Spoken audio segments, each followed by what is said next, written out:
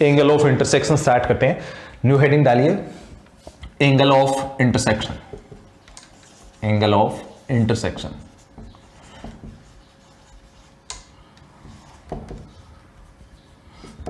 And it can be represented by AOI, angle of intersection.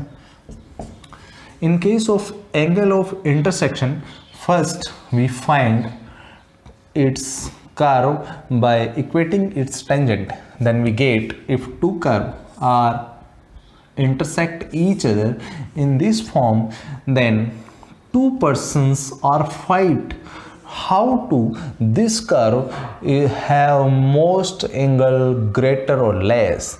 There are no difference angle between that curve C1 and C2 is measured by the simple phenomena. Then two person are very strongly fight, but there are no conclusion what is the angle between them. If size of curve enhance, if x variable enhance, then angle of curve enhance, angle of curve grow. So there are no definite angle of curve. So we developed a opinion by the contemplation of our mind of tangent. Then we get a fixed solution to find its angle, and AOI by equating its tangent, then we get AOI for angle of intersection. First we draw two tangent on the curve, then we get angle between two tangent, both tangent, AOI. That can be AOI described. So okay, let's start. तो देखो सारी कहानी में क्या हो रहा है कि यहाँ पे ये दो कर्व है, पहले यहाँ पे एंगल कम है, फिर एंगल बढ़ता जाएगा, मतलब थोड़ी स्थिति ऐसी आएगी कि एंगल बढ़ जाएगा, समझ गए, एंगल बढ़ेगा। इसका मतलब एंगल फिक्स नहीं हो पा रहा है, यहाँ एंगल कुछ हो रहा है, यहाँ और कुछ आएगा, फिर बढ़ता जाएगा। इसका मतलब यहाँ पे ये दोनों मनुष्य है ना फालतू में लड़ रहे हैं, तो मैं पहुंचूंगा वहां पे और इनकी सुलह कराऊंगा और उनको बोलूंगा टेंजेंट खींच दो और एंगल निकाल दो, हमेशा सेम आएगा, नहीं बढ़ेगा। तो मैं क्या करूंगा, ये कोई कर्व है, ऐसे ये कोई कर्व है, इसके ऊपर टेंजेंट बना दी और इस पे टेंजेंट बना दी और मैंने बोला ये एंगल ले लो, ये हमेशा फिक्स आएगा, कहीं से ही मेजर कर लेना। और इसको इसका नामकरण उनसे करवा दिया, मैं बोला बोलो इसको थीटा बोलो, थीटा बोलो इसको, तो उन्होंने बोला ठीक है साहब थीटा बोल देंगे, ठीक है। और उन दोनों मनुष्यों की लड़ाई खत्म करवा दी मैंने, ठीक है। अब यहाँ पे ये कर्व C1 है और ये C2 है, तो इन दोनों की स्लोप है, जैसे इस टेंजेंट की स्लोप m1 हो गई और इसकी क्या हो गई m2 हो गई। ये स्लोप होने के बाद में इनके एंगल के लिए अपन एक फॉर्मूला यूज करते हैं, tan theta equal to m2 minus m1 upon 1 plus m1 m2। यहाँ पे अपन ये वाला फॉर्मूला यूज करते हैं। इस फॉर्मूले में जैसे अपन इधर जाएंगे, इस केस में जाएंगे, इधर थीटा है तो इधर पाई माइनस थीटा हो जाएगा। इसका मतलब ये जो एंगल है थीटा भी हो सकता है और क्या हो सकता है, पाई माइनस थीटा हो सकता है। ये दो केस बनते हैं, यहाँ पे या तो थीटा होगा या क्या होगा, पाई माइनस थीटा होगा। लेकिन जब एक्यूट एंगल हो, जब कैसा एंगल हो, एक्यूट हो, छोटा सा एंगल हो, तो इसके ऊपर मोड लगा दिया जाता है और बोल देता है कि हमेशा पॉजिटिव आना तुम, और ऐसे बोल दिया जाता है कि हमेशा तुमको कैसा आना है, पॉजिटिव आना है। मोड लगा के इसको बोल दिया गया पॉजिटिव आना है आपको, तो मैंने इसके ऊपर मोड लगा दिया। अब यहाँ पे पहला पॉइंट ये हो गया, ये एंगल ऑफ इंटरसेक्शन हो गया। इंटरसेक्शन का मतलब इन दोनों जहाँ पे ये मिलते हैं वहाँ पे जो एंगल बनता है। दूसरा पॉइंट क्या हो गया, दूसरा पॉइंट यहाँ पे ये हो गया कि जो ये एंगल बना है, अगर एक्यूट डिमांड करा जा रहा है, डिमांड कैसा हो, एक्यूट एंगल का। इन क्वेश्चन, अगर क्वेश्चन के अंदर एक्यूट एंगल, एक्यूट का मतलब 90 से छोटा वाला एंगल डिमांड करा जा रहा है, तो आप tan theta equal to mode लगा के इसको, मोड लगा के सजाओ, इसको मोड लगा के सजाओ। छोटा बच्चा है ना, उसको तो पॉजिटिव चाहिएगा, ठीक है, पॉजिटिव अच्छा लगेगा उसको। फिर ये अपना सेकंड पॉइंट हो गया। अब थर्ड पॉइंट इसके ऊपर आप यही डाल लीजिए कि ये एंगल है ना, AOI कैन बी थीटा और माइनस थीटा हो सकता है। फिर फोर्थ पॉइंट आप इस पे लगाएंगे कि वैसे tan थीटा, यही AOI का फॉर्मूला बेसिकली यही होता है, लेकिन कई बार क्या होता है कि आप जो है ये फॉर्मूला लगा के बहुत बड़ी कैलकुलेशन में फंस रहे हो, तो आप फोर्थ पॉइंट लिखिए। अगर आप सीधे से इसको नहीं लगा पा रहे हो तो आप है ना m1 m2 equal to -1 use करोगे। ठीक है, आपको लगाने में दिक्कत आ रही है तो यूज करोगे इन डिफिकल्ट क्वेश्चन। इन डिफिकल्ट क्वेश्चन में यूज कर लेना आप इसको। डिफिकल्ट क्वेश्चन के अंदर ये यूज करो आप एंगल निकालने के लिए। इससे अगर निकालोगे तो थीटा कितना आ जाएगा 90, मतलब वो परपेंडिकुलरिटी का केस है। ये किसका केस है? m1 m2 equal to -1 perpendicularity का, मतलब वो दोनों है ना, वो दोनों कर्व कितने 90 के ऊपर इंक्लाइंड है उनकी टेंजेंट। ठीक है, टेंजेंट कर्व का एंगल होती है बेसिकली।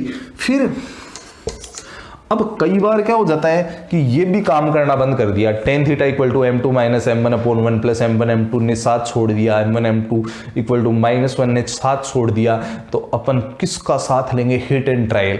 फिर अपने दिमाग में अपना दिमाग काम करना बंद कर देगा। अपन जो अच्छा लगेगा वो पुट करेंगे और अच्छा जो लगेगा वो पुट करना है। हिट एंड ट्रायल रूल होता है। हिट एंड ट्रायल कब यूज करेंगे? जब ये दोनों कंडीशन फेल हो जाएगी। कौन सी? tan theta equal to m2 minus m1 upon 1 plus m1 m2 और m1 m2 इक्वल टू -1, तो हिट एंड ट्रायल लेंगे। हिट एंड ट्रायल का मतलब हर कुछ पुट करना जो आपको अच्छा लगे। तो उसके बाद में both are fail, then use hit and trial method.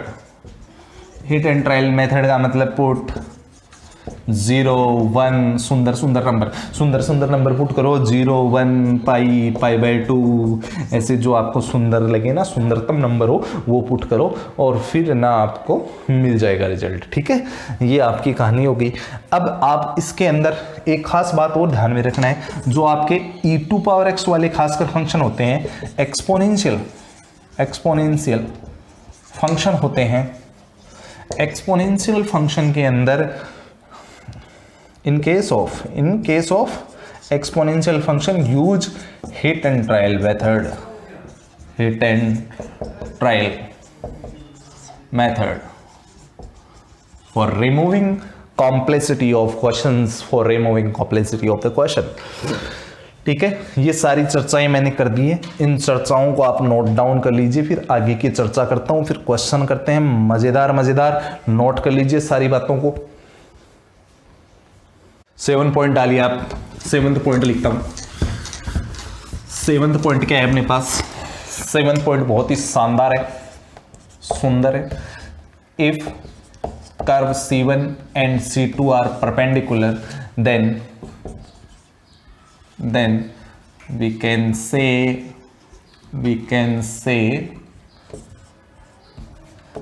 say these are orthogonal।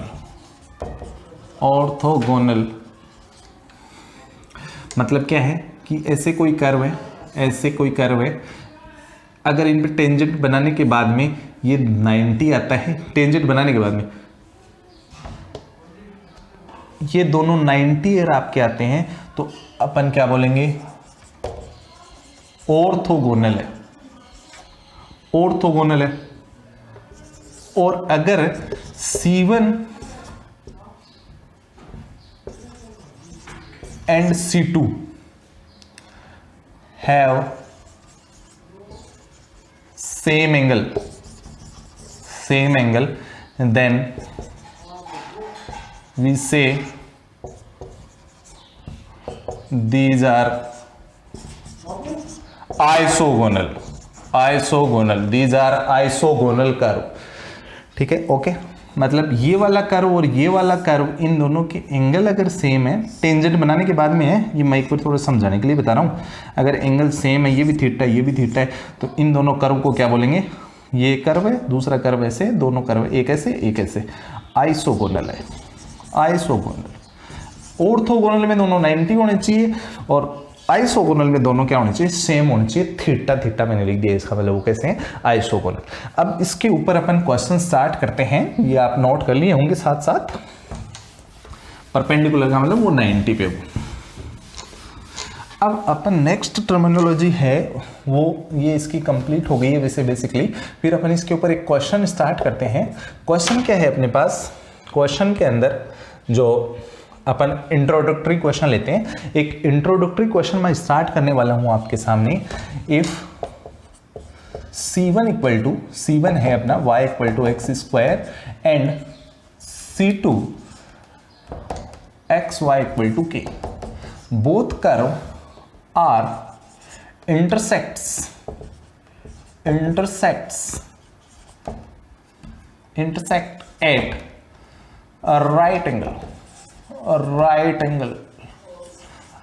Angle पे अगर ये दोनों कर्व इंटरसेक्ट करते हैं तो राइट एंगल पे इंटरसेक्ट करने का मतलब ऑर्थोगोनल हो गया।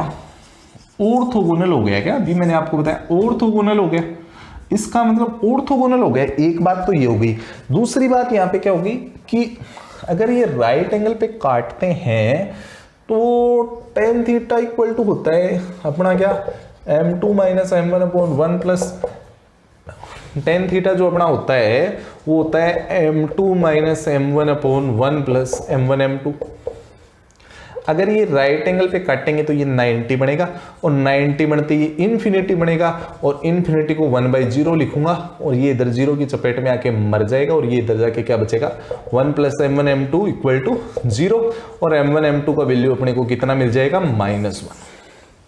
तो m1 m2 equal to -1 orthogonal या परपेंडिकुलर की कंडीशन होती है 90 डिग्री पे अगर दोनों कर्व काटते हैं एक दूसरे को। अब वैसे टेंजेंट काटती है, मैंने आपको ये बात बता दिया है। अब हर बार मैं आपको ये बता नहीं पाऊंगा, इसलिए आप खुद समझें इस बात को। तो सबसे पहले सॉल्यूशन के अंदर अपन m1 का मतलब पहले की स्लोप का मतलब dy/dx होता है, तो dy/dx निकालते हैं। इसका dy/dx के लिए क्या करेंगे, सबसे पहले dy/dx निकालने के लिए अपन क्या करेंगे कि यहाँ पे इसका डिफरेंशिएशन कर देंगे। dy/dx equal to 2x, dy/dx equal to कितना हो गया 2x, और यहाँ पे x है, y का कर दिया dy/dx और y को छोड़ दिया है, x का 1 हो गया और k का क्या हो गया 0। यहाँ से x dy/dx equal to -y हो गया है और ये x पहुंच गया नीचे, तो ये अपने पास -y/x हो गया। एक बार इस क्वेश्चन को और देख लेते हैं ये सही है या नहीं, इस बात को अपन देख लेते हैं। ये x equal to Y square है, ठीक है, यहाँ पे x equal to Y square है, तो डिफरेंशिएशन करेंगे, x का 1 हो गया, y स्क्वायर का 2y और y का क्या हो गया dy/dx। ये पहुंचा नीचे, ये गया इसके नीचे पानी में भर गया, ये लो जी, ठीक है। एक आप साइड में एक कहानी और बना लीजिए छोटी सी। इन इस टाइप के क्वेश्चनों को, एंगल ऑफ इंटरसेक्शन के क्वेश्चनों को सॉल्व करने के लिए अपने को करना क्या है, यहां पे आपको फर्स्ट स्टेप के अंदर क्या लिखना होता है, फर्स्ट स्टेप के अंदर आपको क्या करना होता है, फाइंड पॉइंट ऑफ इंटरसेक्शन, मतलब AOI फाइंड कर लीजिए अगर पॉसिबल हो। दूसरी स्टेप में आप dy/dx से m1 m2 फाइंड कर लीजिए, मतलब तीसरी स्टेप में यूज फॉर्मूला। बस इतना ही कहानी है इन क्वेश्चनों को सॉल्व करने की, ये आपको मैंने इनिशियली कहानी बता दी है। तो अभी मैंने पॉइंट नहीं किया है, मैं इसको dy/dx बोल दूंगा वेरिएबल पॉइंट के टर्मिनोलॉजी में, फिर देखो मैं कैसे करूँगा। यहाँ पे इस क्वेश्चन में अपने को इवेल्युएट करना है कि k का वैल्यू फाइंड करना है, ठीक है। अब ये m1 बोल दिया एक बार इनिशियली, इसको m2 बोल दिया, इन दोनों को मल्टीप्लाई कर दिया, m1 into m2 equal to कितना हो गया, मल्टीप्लाई किया 1/2y इंटू -y/x, ये मर गया, -1/2x हो गया। अब राइट एंगल है, इसका मतलब इसका वैल्यू -1 होगा। x चाहिए, अभी x आया नहीं है, x नहीं आया, ये आप बात नोट कर लीजिए, मैं x आपको बता देता हूँ। x लेके आता हूँ मैं, x कैसे निकालूंगा, पॉइंट ऑफ इंटरसेक्शन से, POI। इंटरसेक्शन पॉइंट जब भी निकालना होता है, कोई दो कर्व कट करते हैं तो इन दोनों को सॉल्व कर दिया जाता है, एक से वैल्यू दूसरे में पुट कर दिया जाता है। x का वैल्यू यहाँ पे पुट करेंगे तो कितना बन जाएगा, y³ इक्वल टू k। ये 3 इधर से उड़ के इस पे आएगा ना, तो ये सीधा नहीं आएगा, ये 1/3 के फॉर्मेट में आएगा, और y का वैल्यू यहाँ पे रख दूंगा तो x का वैल्यू अपने पास आ जाएगा k की पावर 1/3 और ऊपर 2 लगा हुआ तो 2 मल्टीप्लाई हो गया, अंदर k का पावर 2/3 हो गया। ये यहाँ पे लिख दूंगा मैं, ये मर गया माइनस से माइनस, तो 1/2 k का पावर 2/3 इक्वल टू कितना हो गया 1।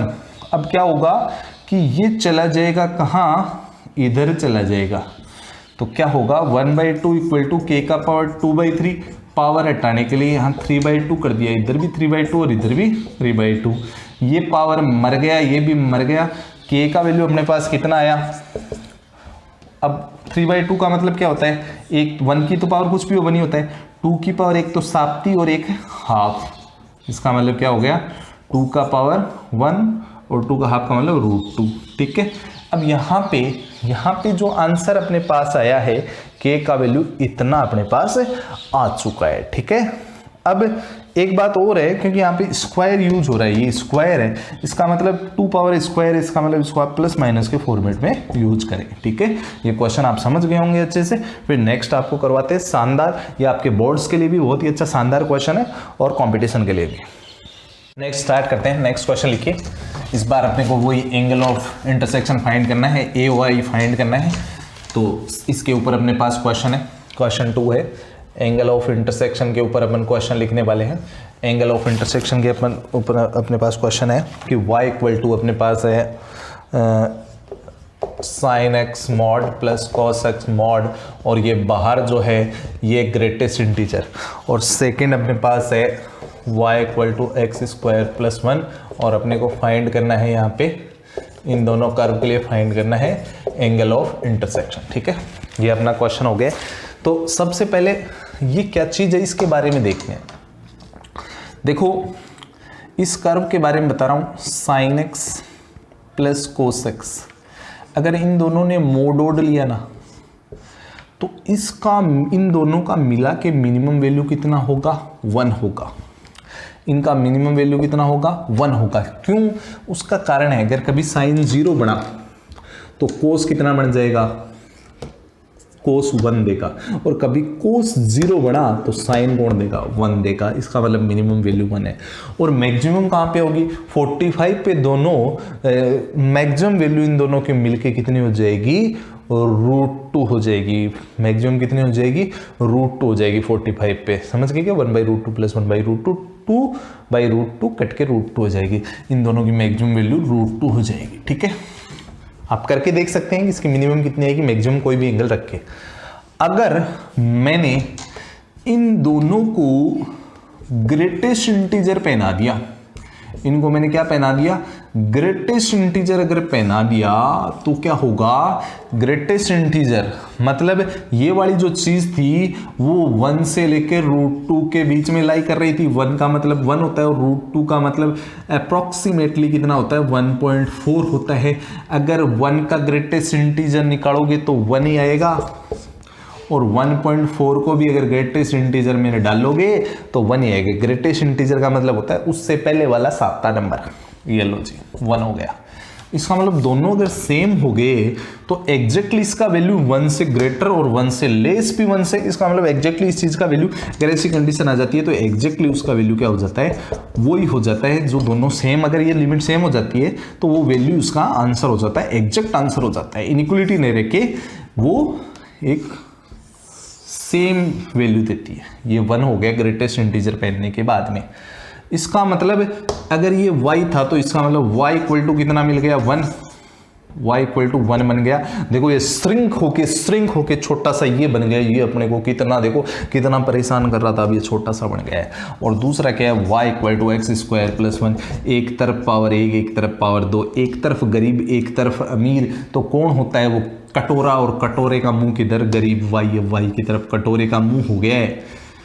लेकिन x को 0 किया तो y का वैल्यू कितना आ रहा है, 1, y का वैल्यू कितना आ रहा है 1, ये वो यहाँ पे y का वैल्यू कितना है 1, तो ये y = 1 लाइन। एक कर्व ये है y = x² + 1 और एक y = 1 है। इसका मतलब ये दोनों कर्व हो गए हैं। दूसरी बात ये देखेंगे इन दोनों के बीच में एंगल कितना बनेगा, इस कर्व के ऊपर टेंजेंट बनाई तो ये खुद ही बन गई और ये खुद टेंजेंट है। इसका मतलब ये टेंजेंट भी खुद है और कर्व भी ये खुद है। इसका मतलब इन दोनों के बीच में टेंजेंट, ये y = 1 और इस टेंजेंट के बीच में एंगल कितना बना, कुछ नहीं बना, थीटा कितना हो गया 0। तो थीटा कितना आ गया, एंगल कितना आ गया 0 डिग्री अपना एंगल आ गया है। ठीक है, नोट करिए, शानदार मजेदार हाई लेवल का क्वेश्चन है। ठीक है, नोट करिए। फिर मैं आपको नेक्स्ट क्वेश्चन बताता हूं इसके बाद में। तो देखो नेक्स्ट क्वेश्चन के अंदर और भी बात है, शानदार बात है उसमें भी। नेक्स्ट क्वेश्चन लेके देखते हैं नेक्स्ट क्वेश्चन की कहानी क्या है। नेक्स्ट क्वेश्चन के अंदर अपने पास क्या हो रहा है वो बात मैं आपको भी बताने वाला हूं।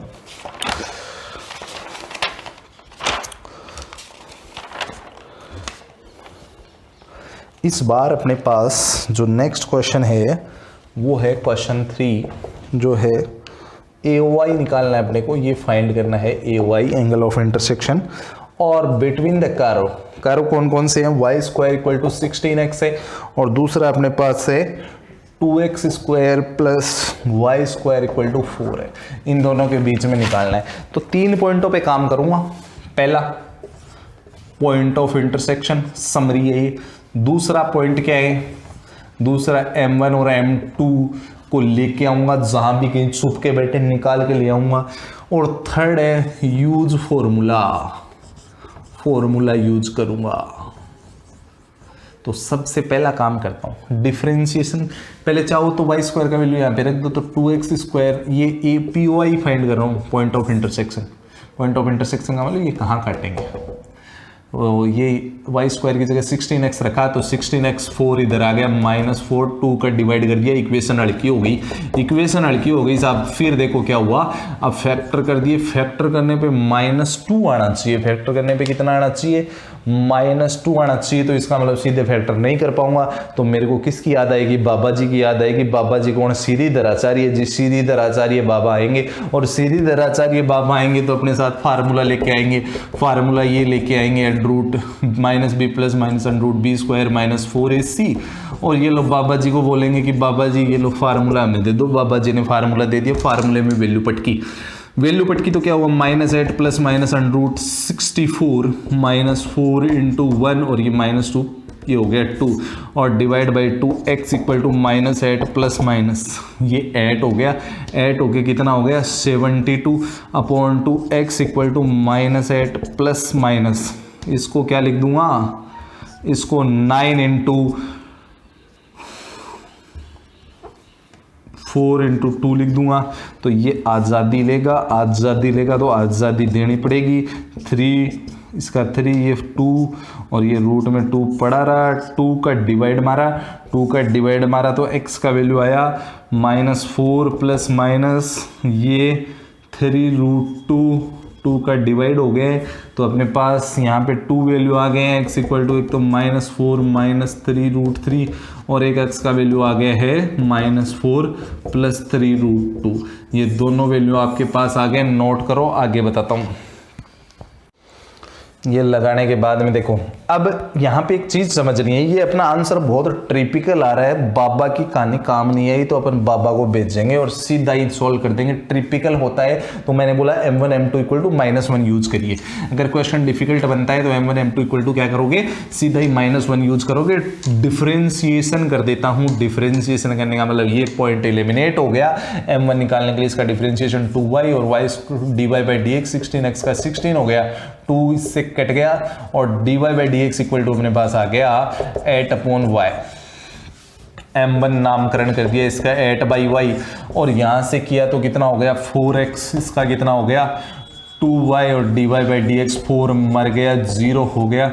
यहाँ से 2y dy/dx इक्वल टू ये 4x इधर गया, -4x मरा 2, और यहाँ से dy/dx अपने पास आ गया -2x/y।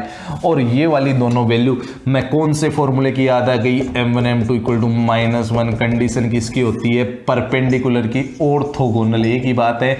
परपेंडिकुलर बोल दो, ऑर्थोगोनल बोल दो, या थीटा 90 डिग्री की बोल दो, लंबवत की बोल दो। वैल्यू डाली 8/y into -2x/y equal to -1, ये मरा तो कितना हो गया 16x, ये y स्क्वायर गया इधर।